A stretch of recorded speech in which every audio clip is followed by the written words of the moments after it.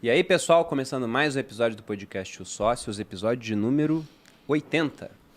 Estou aqui novamente com minha esposa, host do podcast, Malu Perini. Olá, pessoal, sejam bem-vindos. Eu queria que a gente falasse um pouco sobre como que esse país que veio do nada, que teve um início até em termos de descobrimento e de colonização similar ao brasileiro, acabou tomando uma rota tão diferente.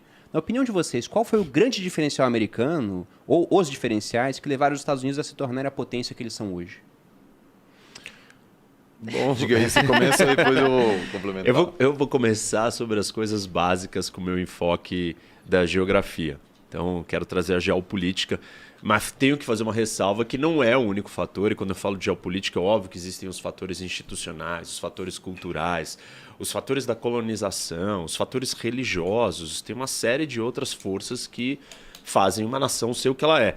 Mas eu trago a ênfase da geografia porque eu acho que é uma ênfase, uma perspectiva esquecida. E aí a diferença, como você colocou aí, acho interessante até essa maneira que você colocou, Bruno, de comparar com o Brasil. E a comparação geográfica do Brasil para os Estados Unidos não chegam nem de perto. E, na verdade, do ponto de vista geopolítico, é muito óbvio que os Estados Unidos se tornou quem se tornou. Porque os Estados Unidos têm a melhor combinação geográfica possível assim, do mundo inteiro. Dentro da geopolítica, alguns falam que os Estados Unidos é um império inevitável. Inclusive, não importa quem tivesse ali, que tipo de povo iria dar certo, dado a abundância.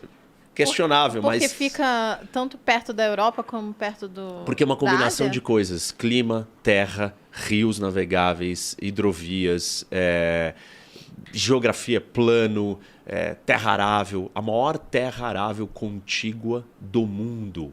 A maior quantidade de terra não explorada no hemisfério norte, que é a zona temperada, que é o lugar mais rico normalmente, onde tem o melhor clima.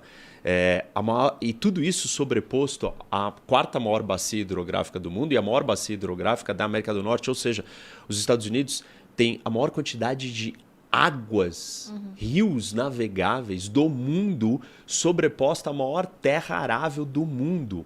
E é um dos únicos países que tem um acesso bioceânico. E não é qualquer oceano, é simplesmente o Atlântico, que até 1990 era a maior rota de navegação do mundo comercial.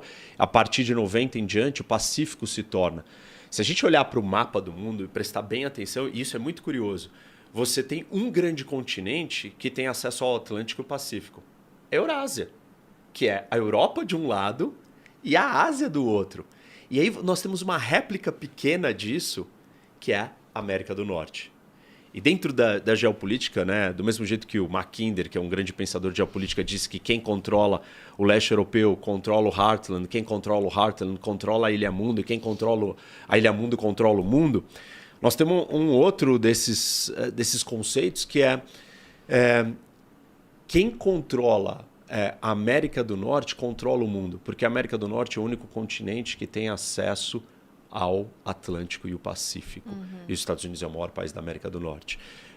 Além dos rios navegáveis, esse rio é o Mississippi, que eu me refiro, que corta os Estados Unidos de uma ponta a outra, você tem um monte de canais.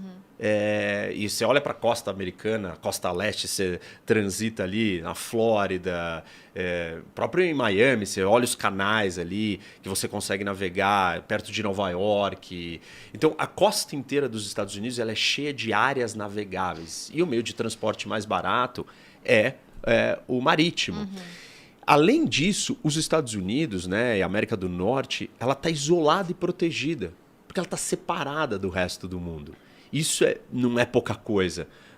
Uma guerra civil na história dos Estados Unidos, se você tivesse vizinhos próximos e grandes como China e Rússia e Europa, sempre tiveram que lidar com vários vizinhos, teriam interferido pesadamente na guerra e causariam problemas para os americanos.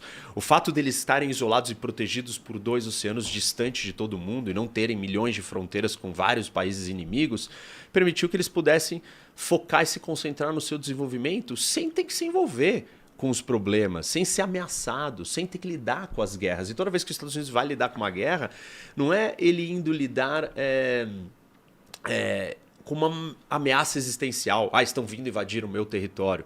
Não, é sempre ele vai lá na guerra dos outros, no continente alheio, e aquilo não está afetando a vida em Nova York, em Chicago. A vida segue normal, porque ele está seguro e está protegido. A quantidade de recursos naturais que o país tem.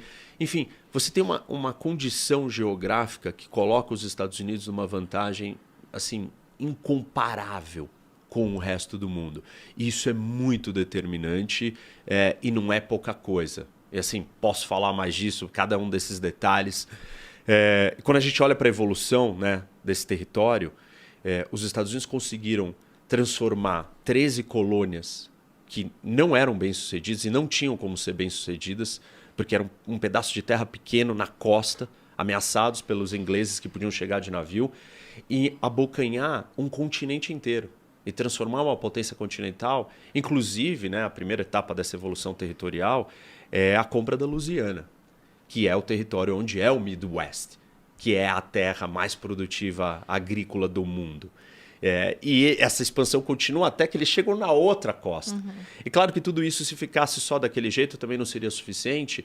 E aí vem uma outra etapa dessa evolução, que é a construção do Canal do Panamá.